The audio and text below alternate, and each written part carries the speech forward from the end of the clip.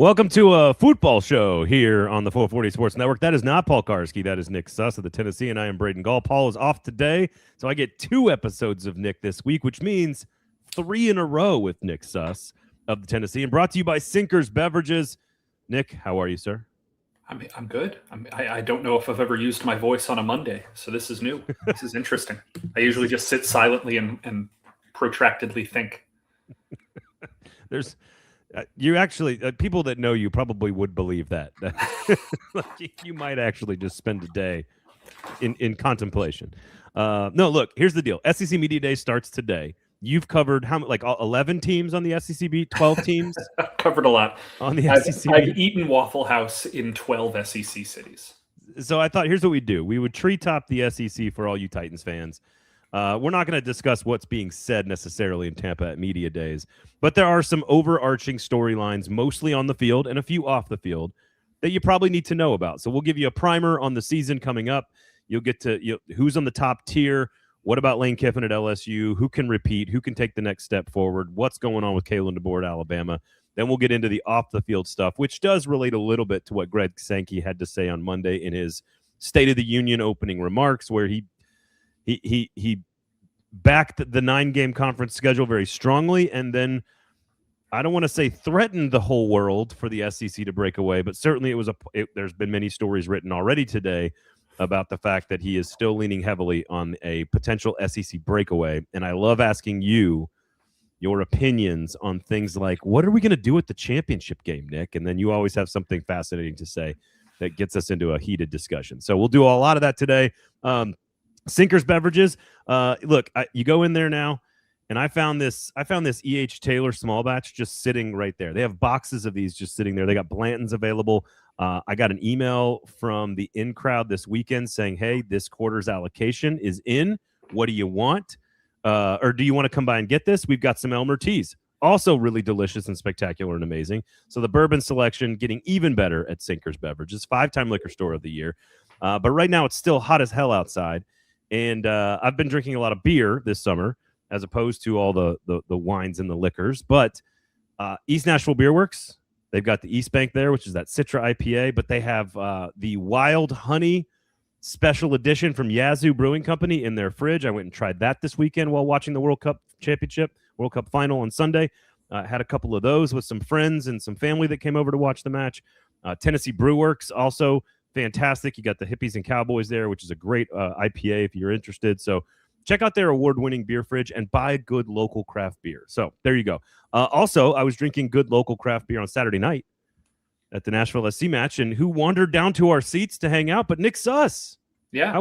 Did you enjoy it? I drank a slightly less local, but still fairly local beer. I was having a Memphis beer at that point. So does that count? Is that close enough to call it local? Well, they don't help support 440 Sports, okay. but it's solid. Then I will leave the brand name out of it.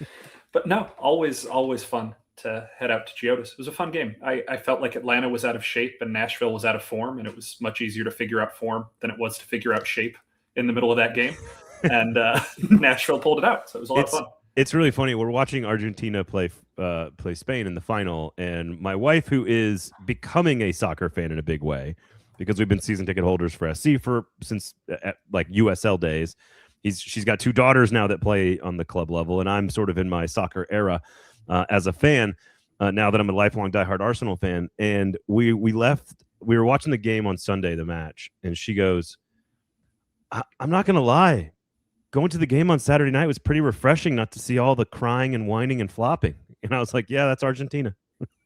That's kind of why that's one of the things I wanted to talk about when we were talking about soccer, because I got an email this morning from a listener, from a reader who I believe has listened to this show, because many of his questions were about Saturday Night Live and Tim Allen's television oeuvre, which leads me to believe that he heard last week's show. But we were talking a little bit about football and why we love football, and I hope that you don't mind me sharing what we talked about a little bit. But sure.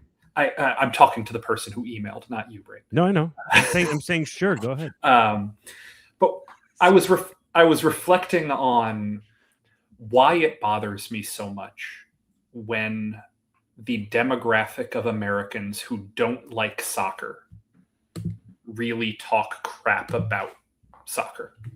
You know, like there's still that whole.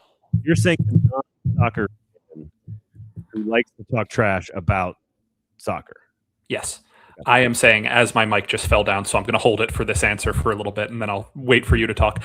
So sorry if you guys hear some moving around.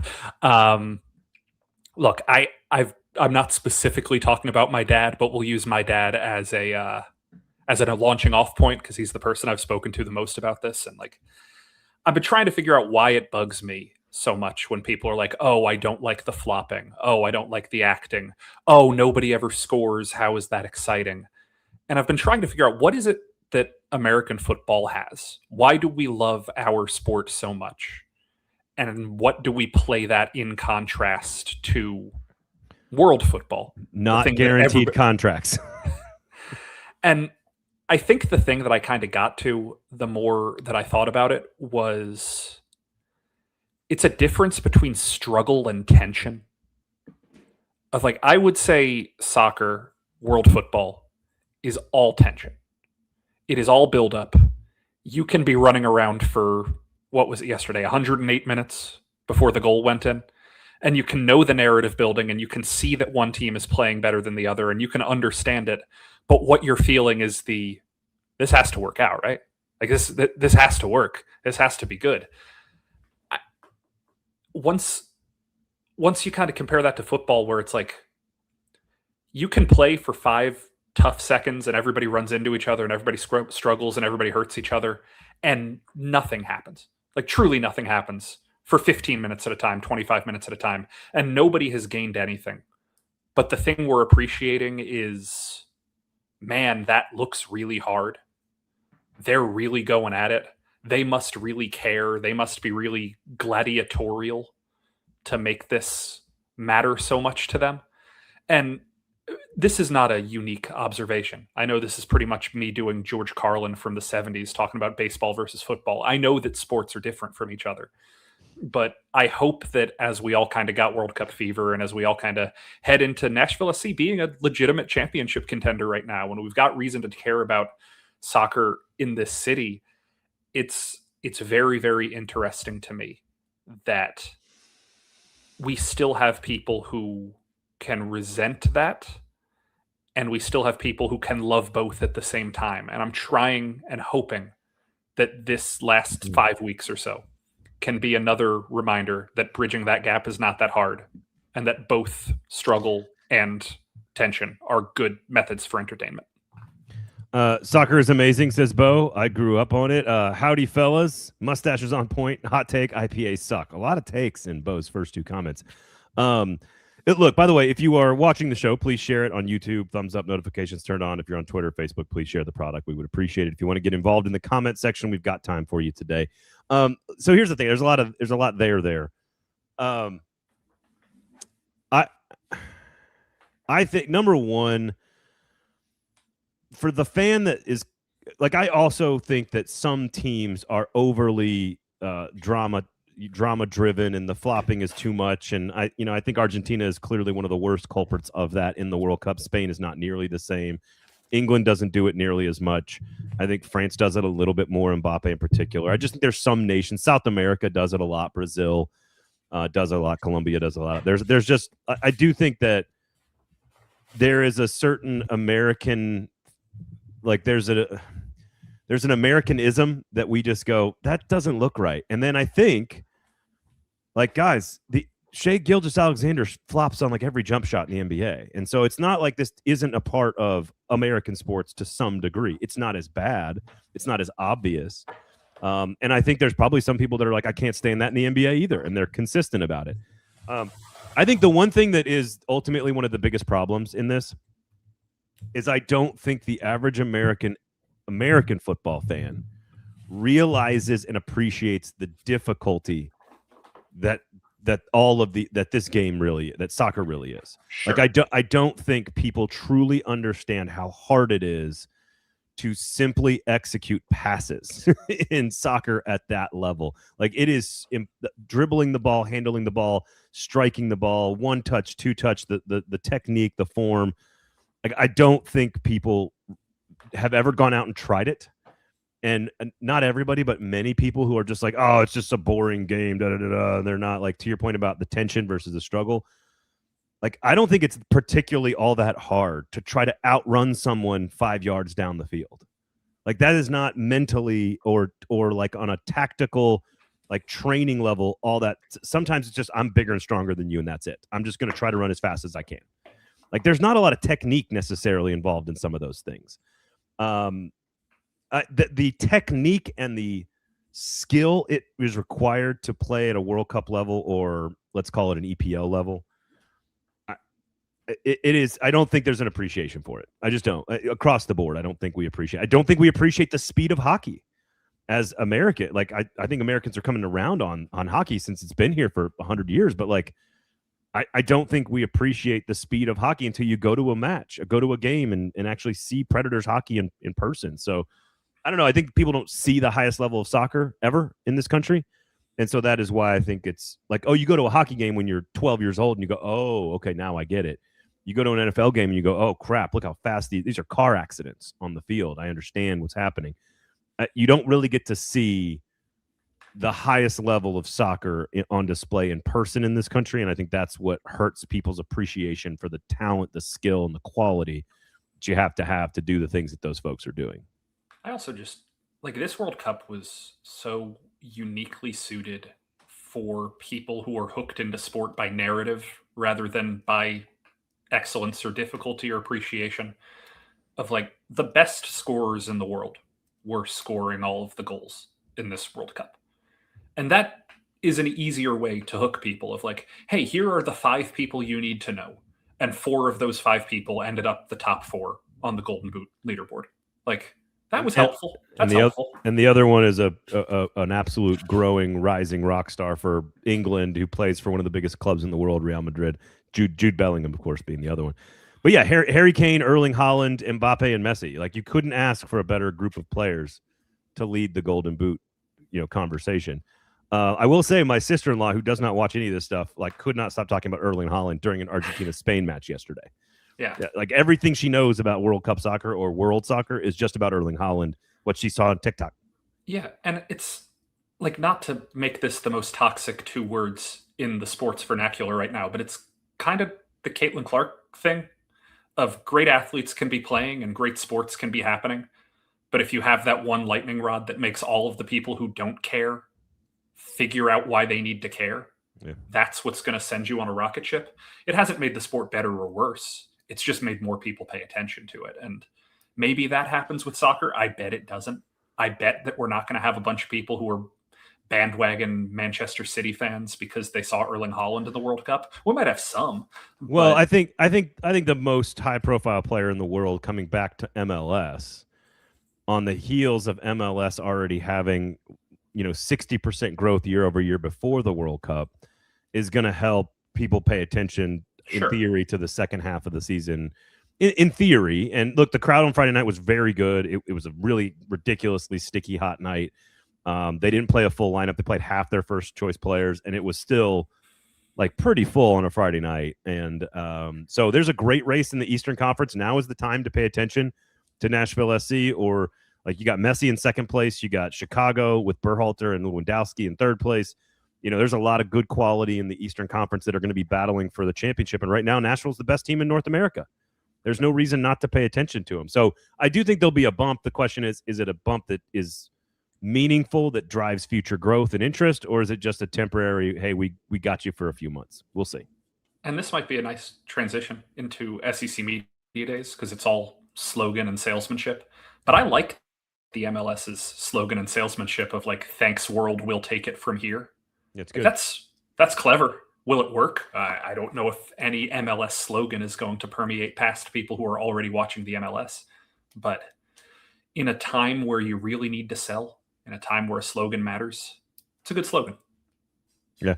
And look, Rob says, I know people don't agree, but soccer is so absolutely boring. That to me, that is, there are certainly boring games, just like there are really boring baseball games.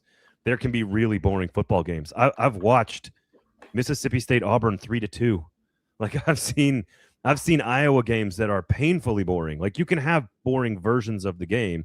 You can also have extraordinary versions of the game. So there's no apologizing to any sport for having good and bad versions of the sport. Again, I think calling what we saw from Spain boring is a little insulting to Spain. And if you don't appreciate the athleticism and the quality and the skill and the strategy of it all, then yeah, I can see how you might think it's boring. So I don't disagree with that. But and also to push back against the no physicality part of it, there's a ton of they're hitting each other almost all the time in soccer. It's just, not padded, so they don't hit each other as hard. Like, I'm not going to pretend like it's as hard of contact as people on skates going 60 miles an hour at each other. But look, it's still a lot of contact. Did you watch the Netherlands-Morocco game where a dude got cleated in the face and was bleeding and got stitched up and kept playing? There's physicality, there's toughness. It's just a different sport with different rules. Yeah. And you can absolutely body someone to the ground and it not be a foul. So, again, you just have to kind of know what you're watching and appreciate it. And again, it's not meant to be insulting to anyone who doesn't like it. It's okay. I don't watch very much baseball anymore. Baseball was my first love in the 80s, 1986 Mets. I was 4 years old. Baseball was my first love, and I loved it all the way through. I lost some interest because of the strike in the mid 90s, and then I came back because of the home run chase with McGuire and Sosa. The Mets have had some really great years that I've really paid attention to. And the rules have been changed recently to try to speed the game up. But the style of play of baseball for me right now, which is like jack and jog, home run, strikeout, or it's not very entertaining. I think baseball is incredibly boring right now because you don't do any of the little things that make you a great team in a baseball field. I think college baseball has more of that, I think, probably in the tournament than maybe even and Major League Baseball gets that way when it gets to crunch time in October and November. But we'll see. You can have boring college football games. You can have boring NFL games. There's a lot of people that would look at Titans games over the last couple of years and be like, that was boring as hell. So we all have different things that we find exciting. We all have different things that we find boring. College basketball to me is about as boring as sports get. I do not like the product of college basketball these days. That's my preference. I'm not saying I'm right. I'm not saying I'm wrong. But we all have our things that don't appeal to us. So if you don't like soccer, cool, that's fine. Yeah, okay. I'm not going to pitch right. on That's it, right. but That's right. Yeah, it's what it is. Rob says 100% rather watch rugby. Yes, baseball can be boring, but the strategy of baseball is much better than soccer. I don't understand how you can say that about the strategy part. If you're you just like baseball better than soccer, totally great, man. I'm not trying to convince anybody to love this thing that they don't love. That's like convincing my one kid who loves olives and the other kid who doesn't love olives to swap. It's just not you got to like what you want to like. But the strategy of soccer is so much more intricate and so much more detailed and so much more complex than baseball. Baseball, you've got a scouting report on a pitcher or a hitter. You know what they throw. You line your defense up. Sure, you can have some I would argue they don't do that stuff anymore. Hey, I got a runner on first base. I need to advance him to second base by taking it out and hitting it to the right side of the infield. That doesn't happen anymore. You're just trying to hit home runs and strikeouts. And I think the strategy for baseball has been lost heavily. So I'm very intrigued by the phrasing of the strategy is better than soccer, because now that's a fun conversation. More intricate, I think it's indisputable. Soccer is more intricate. It's a more complex game. Baseball is see ball, hit ball, get ball, throw ball. It is, at the end of the day, a pretty simple game. The rule book of baseball is fairly simple. It's like kids playing tag. Get to first base without getting tagged. And baseball was also my first love, and baseball is also the game I watch the most of. I'm, unlike Braden, still watching a ton of baseball. I love baseball. If you're talking about what game has a better strategy, if you're talking about which game has a more compelling, more interesting strategy, I would agree. I prefer talking about the strategy of baseball because I love baseball. But intricacy, no. I mean, soccer is a more intricate game. It's much harder to get the ball to the goal than it is in baseball. End of the day, there's one strategy that works better than everything else, and it's hit the ball really far. Yeah, it's a very simple strategic game.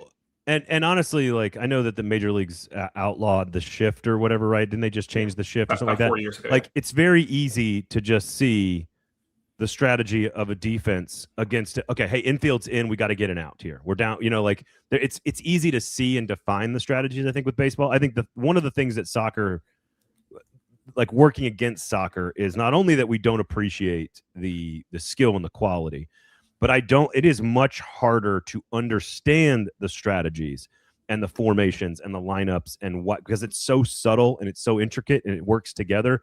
Like when you see a player make a winger make a run into the middle to just lure a defensive player away, like I think NFL fans should understand that, because we know that you run a post pattern to occupy the safety to then create opportunity out on an outbreaking route. Like there is some of that makes sense, but the formations are very like a hold up 9 versus attacking 9 versus a false 9. Like it is very complex, and sometimes they change all in real time. And so it is, I think it's more nebulous and vague. Yeah. Where in the NFL, it's like, no, you have to have 5 guys on that are offensive linemen. They can't touch the football. Then you have to have this many guys on the line of scrimmage, this many guys off the line of scrimmage. Here are the guys who can touch the ball. Here are the guys who can't. Like I think it's more clear cut. So I will leave it at this because I think this is the best way I can put it. So baseball and soccer, to my knowledge, to my understanding, were the first 2 sports to like massively embrace the analytics revolution in the early aughts, in the Moneyball era days. You had Soccernomics and you had the whole influx there, and then obviously people know the Moneyball revolution. And the end result of the Moneyball revolution is that there is an objective best way to win baseball games over the course of a 162 game season, and everybody plays the same way now. And the way Braden is talking about how the game has gotten boring, of if you have 13 pitchers who can all throw hard, it doesn't matter if 3 of their elbows fall off because they're interchangeable. And we don't need to have the emphasis of the ace, and we don't have the emphasis of the killer instinct. Just keep rotating the guys, because the third time you face a hitter, you're going to be worse, and you want to keep them fresh. And then on offense, swing at everything that's a strike, swing as hard as you can, have the right launch plane, be able to get the ball out of the park. There's an objective best way to do this. And we know that because it's what every team is doing. Meanwhile, we had, for roughly the exact same time period, an analytics revolution in soccer. And there is nothing anywhere close to an objective, good way to be good at soccer. You just have to look at your 11 players and be like, all right, let's try and figure out how to win with these guys. And you take one player off the field and your strategy has to totally change, and you have to move everybody to different positions. Like Ohtani hurt his knee and the Dodgers don't have him in the rotation right now. And they just said, okay, next man up. Let's keep playing Dodgers baseball. If Messi went down and Argentina had to have a different player in the 10 yesterday, they would have had to move like 6 different players to come up with a new formation, to come up with a new attack style, to make things work. There is no quantifiable best way to do it. And that makes it the most intricate, other than American football, which I'd argue is more intricate. One of the 2 most intricate sports we can love. Look, what's really interesting is football is my favorite sport, American football. And it switched probably in the like late 80s, early 90s from baseball to football. And, Brett Favre becoming the starting quarterback for the Packers. And I really loved watching the Joe Montana, Jerry Rice Niners. And then baseball goes on strike. So I loved Griffey like everybody at my age at that time. We switched to when I switched to football, it's nothing's come close. Like I love other sports. I loved the NBA growing up in the 90s. I love boxing. I love soccer now. I love, and granted, I played at Franklin. I played football and football. Like those are my 2 sports that I was good enough to like make the team or play or whatever.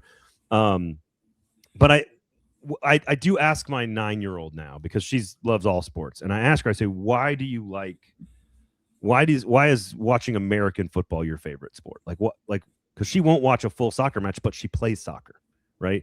Now she'll watch softball because they're girls, and she will automatically be more engaged when she's watching girls play sports. Soccer, softball, basketball, doesn't matter. Automatically more engaged. But when it comes to sports in general, American football is what she likes. Now she jokes. Her answer is a joke normally, which is, I just like boys running into each other and hurting themselves. Like that's a typical like preteen answer by a little girl at this point. But I am curious as she gets older and is able to articulate why she is drawn to it, because I don't even know why I was drawn to it, other than it is a wonderful thing to watch. It is extraordinarily entertaining. I happen to be pretty good at it when I was playing. You were pretty decent at it when you were playing. Like we played enough in high school. You get to experience the physicality of it all, the pain of it all, the struggle of it all. And it is about at its fundamental core. It's about I'm trying to go there. You try to stop me. Yeah, that's what it is at its core, and I think that may be the cavemanishness of it all is like wonderful to some degree. So anyway, we've gone too long on this conversation already, but it's always interesting talking to you about this stuff. Sinkers Beverages, everybody, please go check out Sinkers Beverages. All right, SEC stuff. I got like 5 questions on the field for you, and then I got a couple off the field. This is going to be just moving my light. The sun moved. This is gonna be your primer. So all you Titans fans who maybe don't pay as close attention to all the things that are going on in the SEC, this is going to be your primer. So first and foremost, Texas and Georgia are going to be your favorites by almost every conceivable metric going into the season. Probably top 5 teams in America. You've got Arch Manning and Gunnar Stockton. You've got Steve Sarkisian and Kirby Smart. Both were excellent last year. Maybe Texas maybe a year behind or a year ahead of schedule or behind schedule, whatever you want to call it. Those are the 2 favorites. Do you have any disagreement with those 2 teams being the favorites? Who do you like to challenge them? Because I think that's where we start this conversation about on the field is Texas. I would have it like 3 in the nation, and I might have Georgia at number 2 in the nation. Yeah, I think that Georgia is going to continue suffering from what I can only call the Kirby Smart problem, which is simply he has built teams that are great because they are deep, but I don't know if they have the 1 or 2 top end playmakers, top end difference makers who will be able to separate them in January. And as the season develops, maybe I'm wrong. But it is fascinating to me that as we enter the expanded playoff era, the teams that have been able to hold on and win in January, the teams that have been able to make those playoff runs. If you look at the 4 teams that have been in the championship, it's that Ohio State team that was absolutely loaded at the skill positions. It was a Notre Dame team with Jeremiah Love. It was last year's Indiana team with the number 1 pick at quarterback and with 2 first-round caliber receivers. And it was last year's Miami team with 2 first-round edge rushers and a future first-round pick at wide receiver. Like players, let's say players 6 through 22 in your starting lineup, no one's going to be better than Georgia. You're not going to find a team with a better 22nd player than Georgia. I wonder if Georgia's top 5 is organized at the correct positions and is organized at the difference-making positions for them to separate. But over the course of a 12-game regular season with a conference title, barring a massive, massive injury, it's going to be borderline impossible for Georgia not to be in the playoff. Yeah, it's like they've got maybe the best secondary in America, but is that the thing you need to have to be a national champion? I do think having one of the best quarterbacks in the country is probably going to be that's a pretty nice piece to have. I do think this is one of Kirby Smart's best overall rosters since the championship run in 21 and 22. And I do think they are the most complete team in the SEC. Texas could be the best team in the SEC. I also like that Kirby is trying it a little differently. He's still kind of holding on to his old roots. We look at Dabo doing that at Clemson and we kind of laugh about it.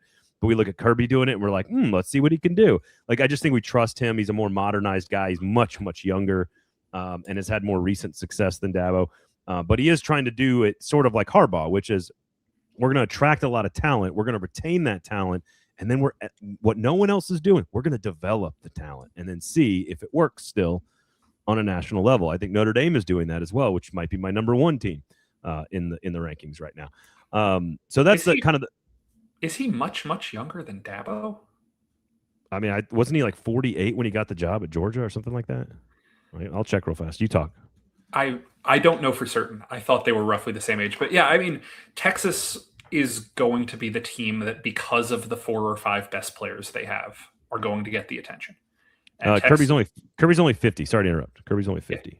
Dabo's 56. So I guess you're right. Dabo's younger than I thought. He just acts so old. He does. He's got a fuddy-duddy personality sometimes, but he's not. He was pretty young when he got the Clemson job. Yeah, no, that's right. I guess I thought it was more like 50 and 60, I guess. So I guess that you're right.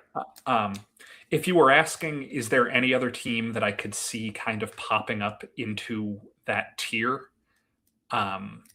Probably not, but If you Yeah. ask me to pick one, I might say A&M has a shot. All right, hold that thought. Yeah. I'm going to ask you about all these teams. They're an interesting team. Z Dean says Nashville has hosted media days in the past. It did it one time a few years ago. Do you think the SEC championship game will ever move to Nashville when the new stadium is built? All right, now we'll switch to an off the field question. Nashville is going to get a national championship game. New Nissan Stadium will host a national championship game. That is going to happen. It will not be the Music City Bowl. That's not going to get elevated into the New Year's Six. That's going to stay on either New Year's Eve or New Year's Day, whatever time it's slotted in. I think it's New Year's Eve or the day before, maybe. I think it's the 30th, yeah. The 30th. And so that's not going to really move because it's such a tent pole for that period of time. And what you're going to do is unfortunately, because the Orange Bowl, Rose Bowl, Sugar Bowl, Peach Bowl, Cotton Bowl are never going to give up this stuff, and they're all golf buddies. They're going to keep their spots in the playoff, but they're going to rotate new locations for the national championship, and we're going to get one of those. The SEC championship game might not even be a thing in the future. Now, here's my question, Nick. What would you do? Because the SEC championship game makes $60 to $70 million in one day. It's one of the most efficient financial resources that the conference has. But people know it doesn't mean as much anymore. It just means less. And so the question is, what would you do? Would you want play-in games? Would you want, what would you do with that if you had complete control and trying to make the best product for fans and teams and championships and all that kind of stuff? Okay, so those are two different questions. If I was trying to give the best product, I'd get rid of it. I don't necessarily think, because the best product doesn't relate to making $70 million. The best product is just, all right, keep your teams healthy. Don't force people to watch games that teams have to be strategic about. Are they going to hurt me? Are they going to help me? That's not to say that these games aren't fun. I enjoy watching the SEC championship game. I have always enjoyed watching the SEC championship game, but we all see the direction this is going. If we expand to another round of playoff structure, if we go up to 24, is that what the proposal is right now from the Big Ten? Yes. And now the Big 12 is backing the 24 team, and Greg Sankey is literally on my TV right now saying, let's not do that. If we jump to 24, if we consider a 5-round format, 6-round format for the playoff, we are going to run out of weeks in the year. And the one thing college football is not going to do, they can get all manifest destiny. They can try and expand as much as they want. They're not going to beat the NFL playoffs. No. And the NFL is not going to come close to letting them beat the NFL playoffs. So you're not going to move the Rose Bowl off of January 1st. The playoff has to be structured around the round with the Rose Bowl in it is going to be on January 1st. If you start the playoffs, that could be a semifinal, though. No, but my point is, even if it is a semifinal, if you got to play 4 games before you get to the semifinal, No, I know. The week of the championship game can't happen. So if I was in charge, it'd be a 14 playoff. But I'm not in charge. So if we're playing in a game where you're thinking about 16 teams, where you're thinking about 24 teams, where you're eventually going to get to 32 teams, getting rid of this game feels necessary. But play it in Nashville once, please. That'd be fun. It'd be cool. Great. It'd be awesome. Preferably. So here's the one thing about the 2014 playoff. I don't like it personally. But if you do that, the one thing it allows you to do is you could put 2 games on Championship Saturday in each conference. And you could have 3 versus 6 and 4 versus 5 get automatic bids and turn those games into conference championship type of, playoff bid clinching things that I think would make for incredible drama. The TV partners would pay for it because it would be such good drama that people would tune in, and it would be a lot of fun. The problem is that not every 3rd and 6th place team in every season is created equally, and that's not necessarily fair to a 3rd place team who goes. If Texas A&M is 11-1 and they happen to lose to Texas and they're the 3rd place team, why do they have to win a game even though they're ahead of everyone else in college football in America to earn a spot into the playoffs? So it's not clean. There are no clean, easy answers to this. But 2 play-in games on a Saturday instead of a championship game would not only be more TV ratings, but it would also be more interesting and better drama. And again, I'm with you. The schedule, it just doesn't work without the playoff eating more weekends in December, and December's already FUBAR as it is. So I don't know what they're going to do with the championship game. They have to make the money work, though, because for now, it is still worth so much money for them that they're just not going to give it up. Which, again, as a reminder, in 1992, when Roy Kramer invented this thing, it was not to determine a cleaner champion in the SEC. It was to make a bunch of money. Yeah. So, yeah. Just want to point that out. Okay. All right. On the field question. Let's go back and forth here. Sinkers, beverages. We're going to do a shot and a beer here. So back onto the field. The question for Ole Miss, as you have covered them, I have my answer to this question. But the question for Ole Miss is, can they repeat? They have Trinidad Chambliss back, Kawan Lacey back. Their backfield is one of the best in America. Lane Kiffin and most of his staff are gone. Most of the receiving core and supporting cast on offense is gone. A lot of key players on defense are gone. Pete Golding is the head coach now. Nick Suss, can Ole Miss repeat? There is no reason that a team with Trinidad Chambliss and Kawan Lacey can't win 9 games. Can they win 10 games? That's going to come down to how the ball bounces on Saturdays. There's going to be 1 or 2 close games against top opponents that they're going to have to win. I can't remember for certain their schedule this year. I know they play LSU. I know all of us know they play LSU. If they bounce the right way in the tough games, there's no reason this team can't be back in the playoff. I'm not picking them to win the SEC. I am not picking them to win the national championship. But are they one of the 12 best teams in the country?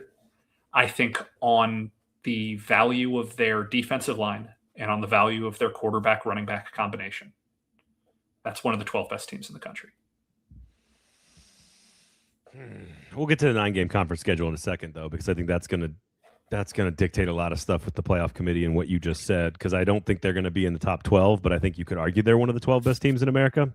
I just think 9 conference games in this conference actually is more difficult.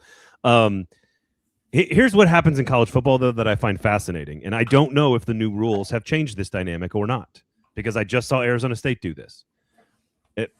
Programs of this ilk that are good and quality and have good players and tradition and history, but don't win national championships, traditionally, the can they repeat question, the answer is traditionally no.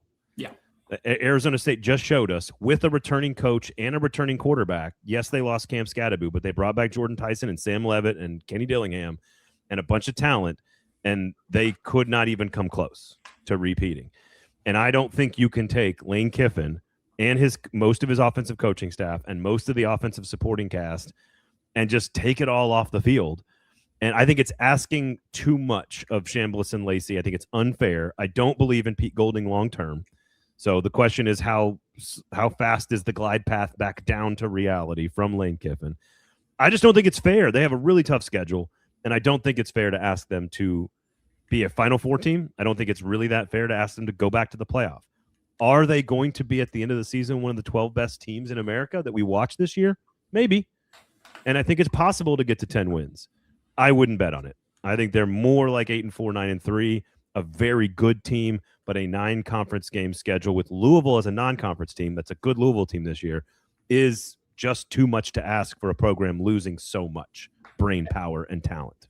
And allow me to say, as somebody who lived in Oxford for 5 years and has such a fondness and affection for the people of that town, congrats, guys. We're talking about you seriously. Yeah. You guys just went to the Final Four, and we're sitting here talking about you as a contender. Yeah. I lived in Oxford during the Matt Luke era. I lived there when people talked about, if you win 8 games a year, we're going to build a statue for you. Well, you had a coach who won 10 games a year, and you're not building a statue for him. Congrats. Hate the guy. You're a real program now. Congrats. You're a real SEC boy. You're a real SEC boy. This is awesome. I'm so happy for it. Way to go, Miss. Look,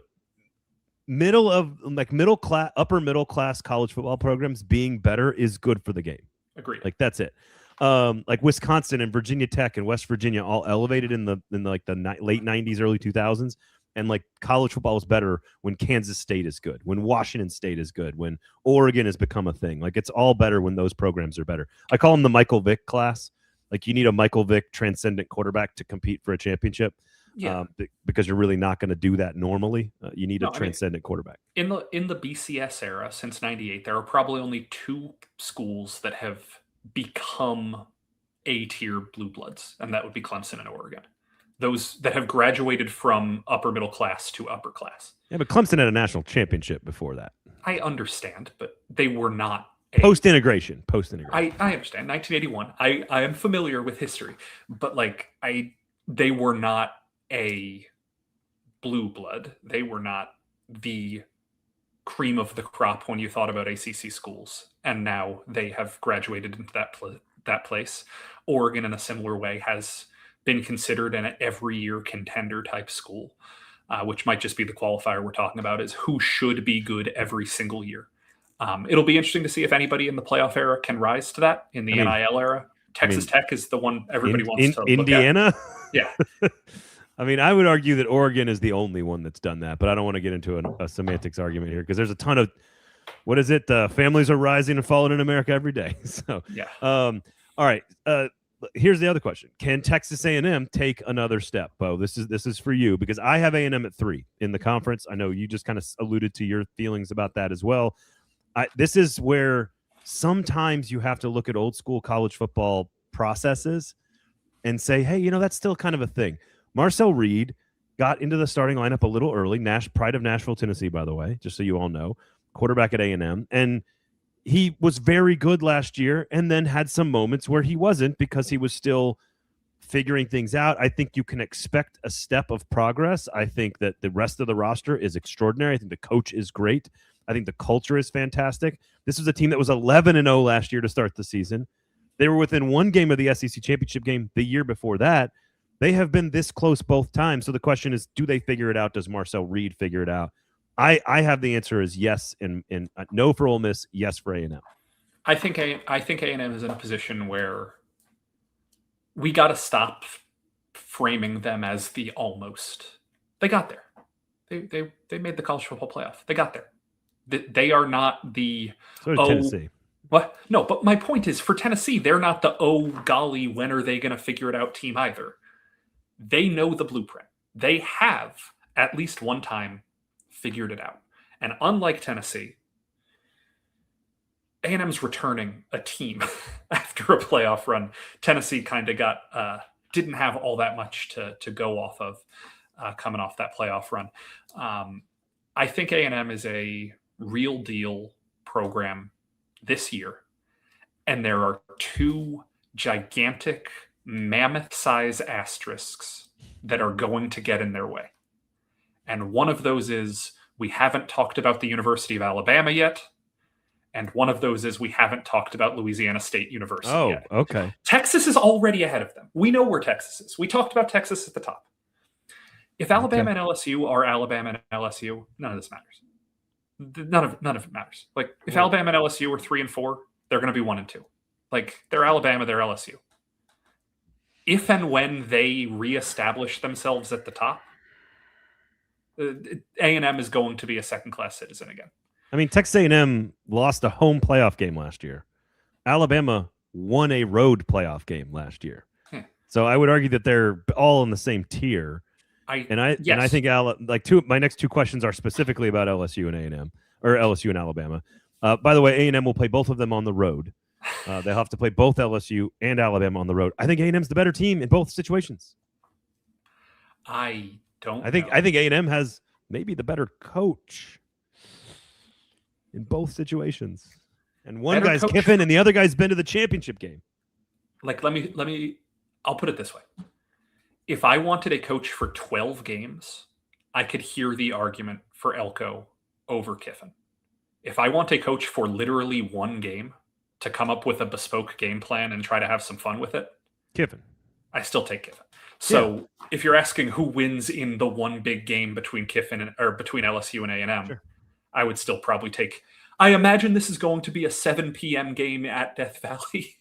The issue is going to be the issue is that this is a first month of the season in Kiffin's first year, and it will be the week after they go to Oxford. Yeah, and we don't know what's going to happen in that situation. So, I assume LSU goes and wins the Ole Miss game, and then they come home, and I'll take A&M to win that game. It's more about LSU just not being fully formed yet under Kiffin. Yeah. In what makes Kiffin special. I would take Kiffin in one game. I would take Elko for the season, and I would take Elko to run the program. If you say, hey, you need to hire someone for 5 years, I'm taking Elko. Sure, that's fair. Maybe the way I should have phrased it is, this better be your year, Texas A&M. Because LSU is going to figure it out. It might flash and burn real fast, but within the next 4 years, LSU is going to figure something out. Right. And Alabama, whether it's this year or next year or the year after that, Alabama is going to be Alabama again.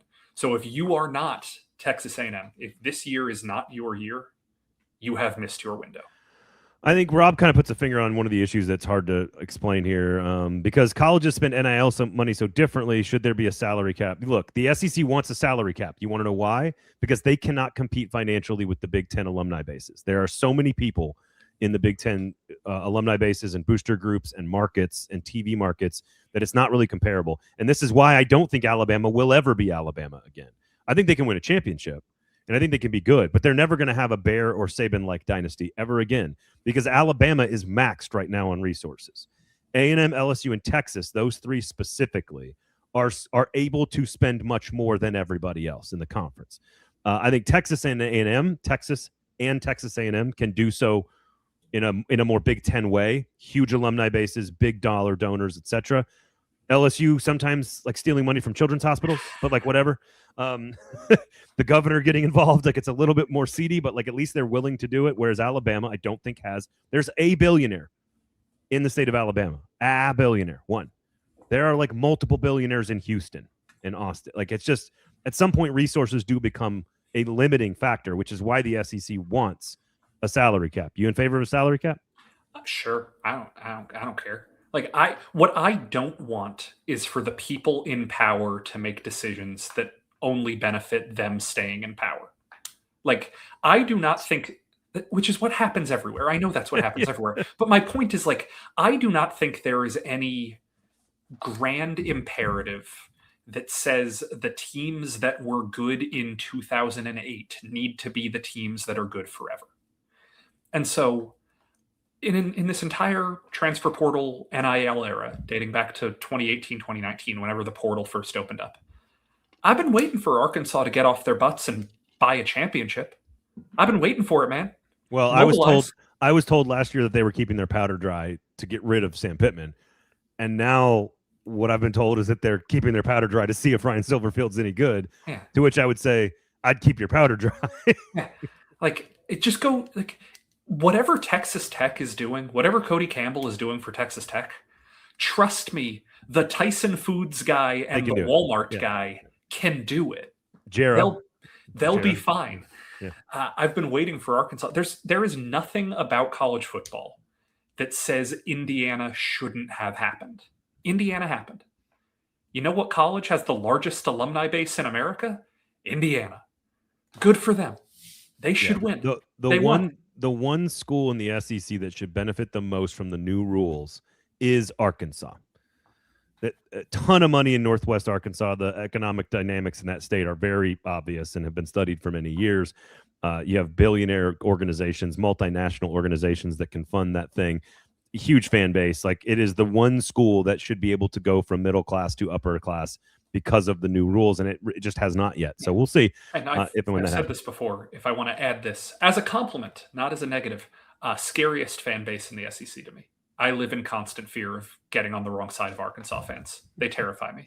You guys are very, very good at mobilizing, and I am very aware of that, and it works.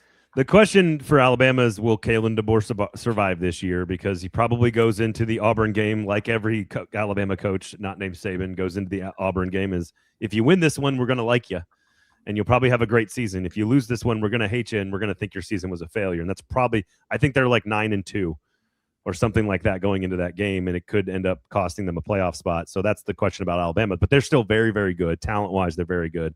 And again, Kalen DeBoer's record outside of Alabama fan brain is extraordinary. He's like 5-1 against his rivals. He's beat Kirby Smart twice. He's been to the national championship game. Like he made it. He won a road playoff game last year. Like he has as good a resume in 2 years of any SEC coach, and yet fans are like, they want him out of there.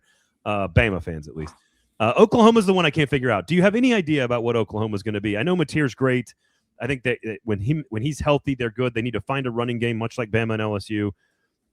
You can comment on LSU here as well. I don't think they're going to. My thought on LSU is that it's going to take Kiffin at least a year or two to get it fully formed.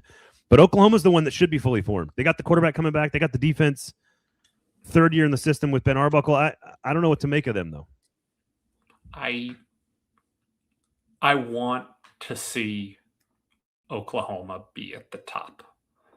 I don't know if there's anything quite as fun as when Oklahoma is motoring. Like, I just like the aesthetic of Oklahoma knows what its identity is. Throughout my entire college football watching lifetime, the Sam Bradford pipeline through every quarterback that came after him of the air raid sensibility and predates Sam Bradford obviously with Jason White and all of this, but like since the turn of the century, yeah. Oklahoma is probably Oklahoma is one of two programs that I have never seen dip. Ohio State and Oklahoma are the only programs since the turn of the century that haven't been through it. And like one year where Oklahoma went 8-4, or 1 year the Luke Fickell year in Columbus, those don't count. Like 6 and 7, I think was Ohio State under Fickell. Yeah, and like those don't count. To me, these programs have never gone anywhere. And I think college football is really awesome when you have a team like Oklahoma that knows what it is, that wins because it knows what it is, and that teams don't know how to stop it. And Ben Arbuckle, for as good as a coach as we all think he is, maybe he's not to Oklahoma what Lincoln Riley was as an offensive coordinator. That's okay. Lincoln Riley won a bunch of Heisman trophies and took them to a bunch of playoffs with that offense. But they're going after what they know they should be going after. And I respect so much a team that says, this is what we are, we're going to do it. And now they also have a great defensive coach on top of that. Bob Stoops, we all know, was a great defensive coach, but Oklahoma never did anything with it. They didn't. Well, the national championship was decidedly a defensive team. I mean, they won the national title 13-2, very famously. I will say this. The only two losing seasons that of this era that you are talking about have been recently under Brent Venables. They were 6 and 7 twice under Brent Venables. Those are the only two losing seasons. You have to go all the way back to a 4-8 season under John Blake in 97, and then he was promptly fired the next year, and that's when Bob Stoops took over, and the rest is history under Stoops. They won the national championship in 2000 as a big upset over Florida State in the BCS title game. I don't have that same affinity for Oklahoma as you do. Maybe it's growing up. Maybe it's going to middle school in Austin. That has affected me on that.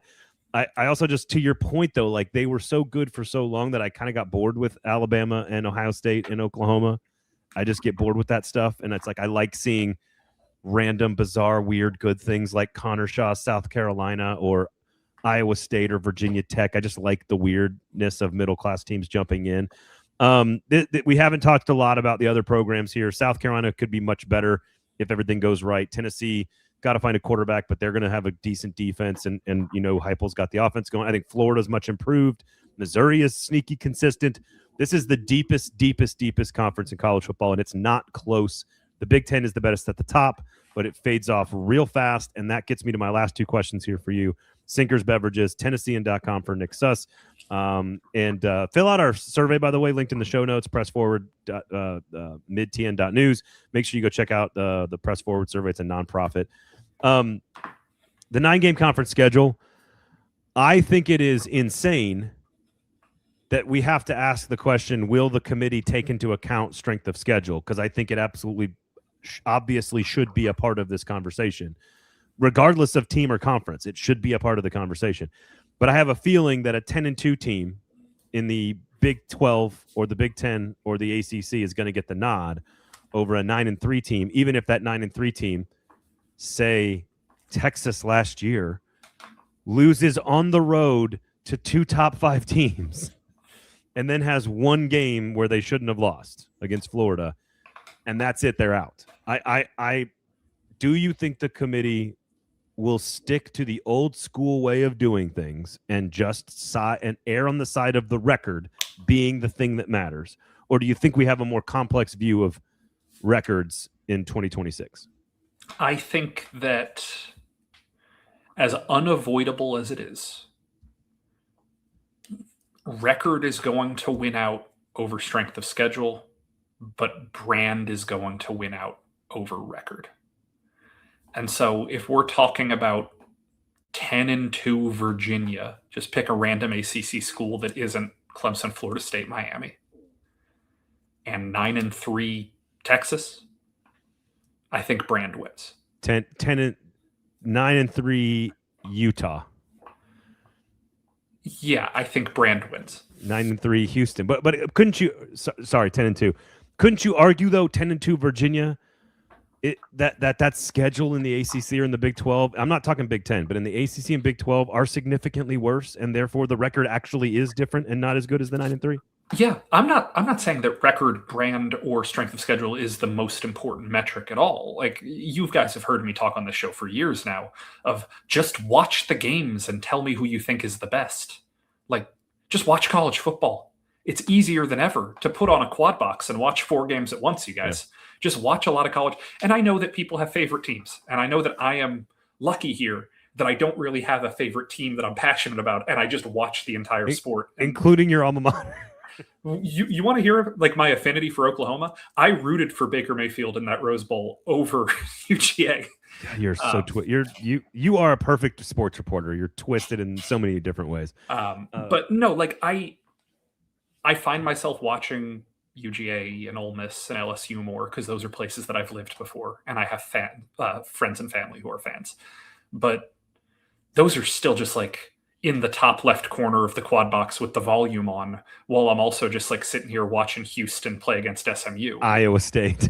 Like, I think that if you want to determine who the best teams in college football are, watch college football. Yeah, I agree with that. Just 9-3 versus 10-2. You can talk about strength of schedule. What I want to do, if you guys want to get this true soapbox, what I would like to do is you take a team's FPI or you take a team's SP plus and you make that a coefficient of how good the opponent is. And then you multiply that by how many points you defeated your opponents by and how many points you lost to your opponents by. And the more points that you beat good teams by and the fewer points that you lose to bad teams by, that's how we should decide it. Are you kicking the crap out of the teams that are impressive to kick the crap out of? And when you lose, are you losing closely or are you losing embarrassingly? It's pretty simple. How good are you? That's what matters. So in place of Paul Karski, we have Michael Lewis, Bill James, and Bill Connolly all on the show today. I do appreciate that about you. And I didn't even answer the question about cheers, Braden. I think you. I let that go. I think you could boil it all down to this to me. This you are sort of making my argument when I say to people. People ask me all the time, "Well, is it best team or is it most deserving?" And I go, by the end of the year, because that's different in week 3. Like if you have 2 big wins and you're 3-0, and in week 3 you've played nobody and you're 3-0, then that's different. One is more deserving, one's better, whatever. But by the end of the season, the best and the most deserving should be the same thing. They should be the same thing. If you watch a team that is played a terrible schedule, but they win by 50 points every weekend, and they're undefeated, then they are clearly one of the best teams in college football. It doesn't matter if they're ranked 2 or 11, but like they're clearly one of the best. If you play nothing but top 15 teams every single week, you win closely, but you win most of the time, you're 9-3 or 10-2, then you're probably one of the best teams in college football. It doesn't matter how you get there. Sometimes the metrics will back you up. Sometimes your strength of schedule. Sometimes your eye test. Sometimes margin of victory. Like all of it is different for every team. And I don't know why that is a complicated thing to understand by people. The last one for you here, Sinkers Beverages. And that is you wake up tomorrow and you check your phone and there's a news alert on your phone. And it says, the SEC has broken away from college football to form its own governing body, rules, regulations, transfer rules, and championship. and they're going to play whatever, a 14 playoff in the SEC for a championship, and what they're going to call a national title, which we all know is, more like 1987 football. What's your reaction to it? How do you feel about it? What are you concerned about? Pure, unfiltered sadness. I don't want that. That separating college football is not going to make college football better. It will not. What is so great about college football is that for the first 125 years that it existed, it didn't really, like, if you won one really great game in November, what happened in December and January didn't define you. It is a sport that, more than any other league, is defined by its regular season. And sure, it'd be great to break off and have a great regular season out on your own, but you're doing this for the sake of crowning your own champion and having your own power at the end of the day. And I don't care about that.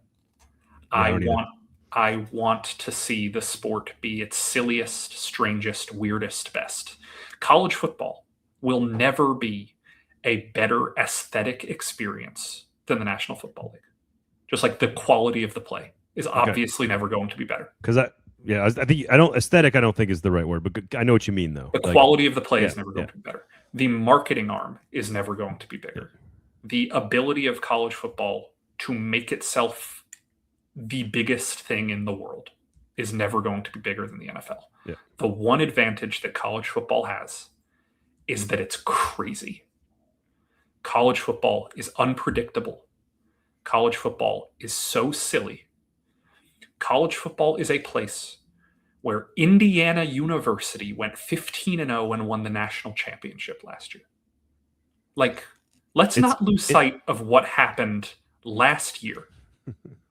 But Ole Miss and Miami played to the last play of the game in the game before that Indiana national championship. And so, like, its imperfections are its beauty. That's what it is. I have a friend who is a Indiana grad, a massive, massive Indiana football fan from back in the days where being an Indiana football fan was a silly joke that you came up with. Antoine Randall L. And the other day he texted me when Indiana got that 5-star receiver that committed. I can't remember his name. And he's just like, I just can't believe that we live in a world where Indiana's getting a 5-star receiver. And I was like, buddy, you were at the national championship game. Act like you've been here. Like, they can't. I'm not kidding, dude. I'm not kidding. I got a text message literally yesterday from a guy who was coming over to my house to watch the World Cup. And he's like, happy 6-month anniversary. And I was like, what? He goes, nah, and he sent a picture of himself with his wife at the national championship game. Like, they're still celebrating the monthly anniversaries. Like, they just started dating. And this is a team that last year won more playoff games than IU had won bowl games in like a century. And that happened. And that's what makes the sport so fantastic, is that silly, stupid thing can happen. That's right. And if you segment it and if you break it off and you make it a bunch of siloed leagues, that is worse. Agreed. You will never be as healthy. The sport will never be as healthy unless the entire country is invested in the product. Almost not necessarily equally, but semi-equally. You can't have just the North and the South east of the Mississippi. Which is why being interested. It has to be fully national for it to be at its peak strength. Which is why this year we need one thing more than anything else. And that is for a big, long USC run to the national championship so that everybody can say, no, stop, bad, no. And everybody can hate on it, and we can all agree. Last year, we had a collective underdog story, and we all rooted for the underdog together. This year, let's have a team that we all agree, we don't want this. Nobody's happy about this. We hate Let's it. all root against them. Well, I'll posit another option, which is Texas Tech versus Oregon in the national championship game. Just to see like that this is exclusively about investment.